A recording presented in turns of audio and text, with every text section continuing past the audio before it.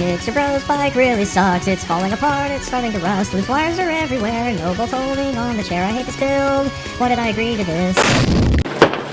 So we got this thing stripped down last time, and it is disgusting. It needs to be cleaned now. So there's really only one easy way to do that. And it's definitely gonna make some of y'all nervous, but we gotta power wash it. You can't do that! Just sprayed down with WD-40 everywhere, softening all the grease. So yeah, we're gonna have to get in there and just basically blast it off. Now, in order to do that, we do need to like tape and mask some things off because the bike is even more vulnerable than it normally is, of course. If you ever look at the back side of any of these connectors, they're almost never sealed in the first place. You can just see the open metal terminals on there. So it's like, oh no, we're gonna get water into there. And yes, and it'll dry out. There's some things I will need to cover up, of course. I'm using an electric power washer. It's not that powerful, and I use a really wide sprayer, and I'm not just going to pound it into places.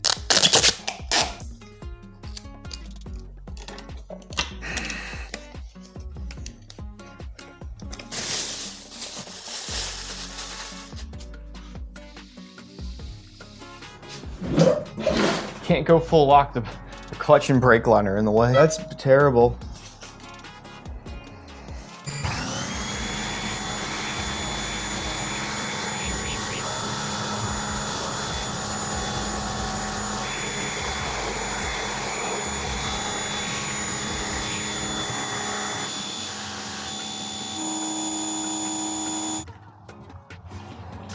I'm sure plenty of you think there's gonna be rust all over the bike now. Water's penetrated into places it wasn't supposed to get into. But that was actually like almost a month ago. I got back from waiting for parts for Mr. Brah and had some other stuff I've been into. And as you can see, the bike looks absolutely awesome now. It's not greasy hardly at all. The chain doesn't look rusty. Most of the oil that was running down the engine, other places, is all gone now. And yeah, most of there's no rust anywhere. So how do I do that? Mist different things back down with WD-40, particularly the chain, not soaking it. I've been doing that on bikes for years now and have had really, really good luck with it. I've had a lot of my chains are cleaned fairly aggressively. It's very common for me to get in there with a nylon brush on an O-ring chain, and even to use like a steel or copper brush on the sides of the chain where the rollers aren't. But I'll make a chain last a stupid long time. I don't like tacky oils. I use, let me show I've been using lately. This is a Lucas chain oil here.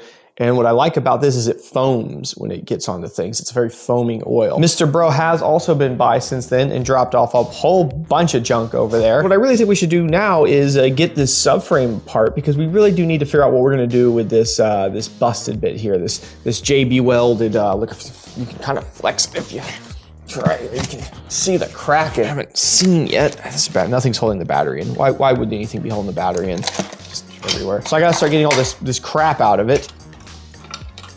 This is all to the speed healer. Y'all are gonna find out Mr. Bro's, this whole time, his speed healer's actually been set to make it look like he's going twice as fast. I'm saying that jokingly. I hope I'm not calling him out. That would actually be a move right there. What was this to? Random tap offs there.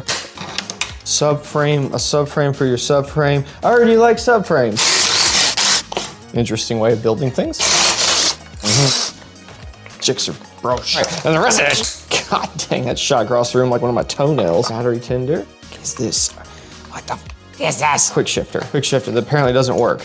I mean, I wonder if it actually doesn't work or if just the wiring was broke. I don't know. This is speed healer. The way these speed healers work is this connector right here, it's going to the ECU and it's telling it, you know, the speed. And this just piggybacks between them, hijacks the signal and lets you make changes. It's a simple system.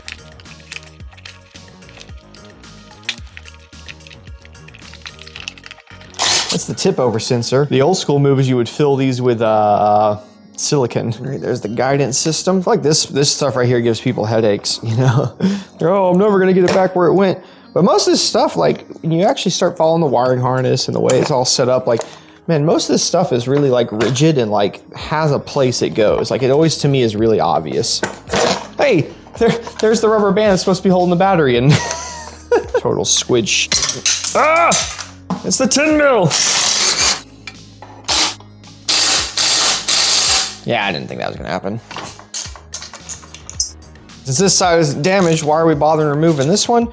Well, Mr. Brah said once this is repaired, I should take it to his powder coating guy, which is not too far from me. I'd send it to my powder coating guy, but he got out of the business, man. We coated he's still around doing the e-bike stuff. It's a shame because I really like the work he's done with me over the years. But subframe, like a third of it. That crack is fairly obvious running all the way through there, and you can even see it here on the back side. If we're gonna attempt to fix this, I'll see if we can maybe weld it back together, but what I'm gonna have to do regardless is get this JB weld off. I think I can do it with the old bench grinder here and this fiber wheel. If I'm real careful with it, kind of work it easily on there. I'm gonna give it a shot. We'll see how we feel. Worst case scenario is I broke something that's already broke.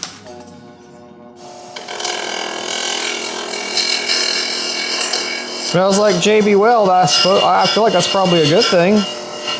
Oh yeah, I think this is totally gonna work. I'm not even really pushing that hard into it. It's coming right off. Oh yeah. Don't breathe that. I love JB Weld, but Well, look at that.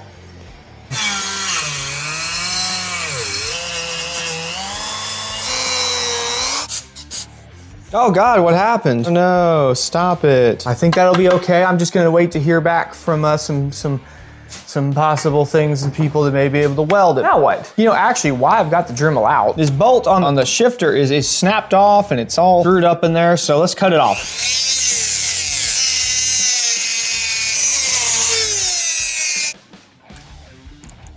I did it. It's done so ghetto-like. If you're gonna zip tie it all up, at least, you know, make all the zip ties like uniform. Also, I got the Dremel out. There's a little bit of rust right there. For the memes, now this is just flopping around. I don't like it.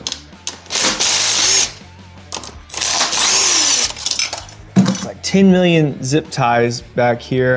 What is all this doing? What is this wire to? What's this one to? The linkage here, it almost looks like there's grime, but it's not grime. It's like paint or something. Someone tried to paint this thing at some point. I swear to God. Found it a few other places on the motor. I don't know why I'm doing this. No one's ever gonna appreciate this. Once you start doing stuff like this, it's kind of addicting, so you just, you know, find yourself doing a lot of it.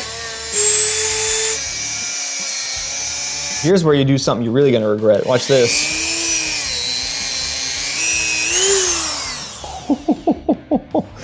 Now, am I gonna go do this to this whole engine? No.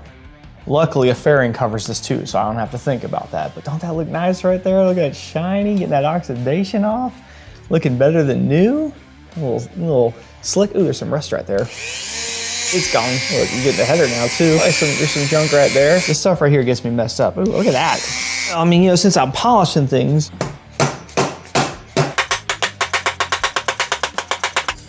I've never messed with a titanium pipe before, so I'm gonna mess with the backside right here to start with, so no one will ever know about it if we don't like it. Oh, it makes white sparks. Oh my God, this is the coolest thing I've ever done.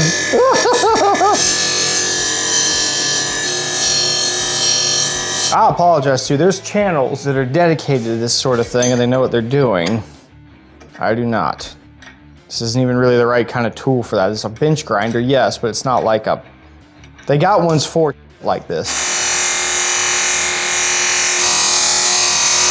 This is how it looks normal, right? It's kind of beat up. And over here, this is where I first hit it. It is a little more polished, but it's inconsistent. Where I first started with the debuffing wheel, that up here, well, it's still hot, but that looks a little better. It's not mirrored finish, but that's actually really nice. Oh no, the logo's gone. Oopsies. The bike is it's looking pretty good there. It's not on fire at the moment. I'm gonna call that good for right now. I'm supposed to go camping on that thing. Possibly gonna snow. We're gonna do it anyway though. If you wanna keep up with this and see this project where it takes or where any of that stuff goes, next video in that series is definitely already out on Patreon. Patreon's anywhere from 2 to 4 videos ahead of public videos. And it also supports this channel, lets me do these things I do. Just $1 you can get on there. If you do, link your Discord. Anyways, thanks for watching. I'll see you next video. Bye-bye.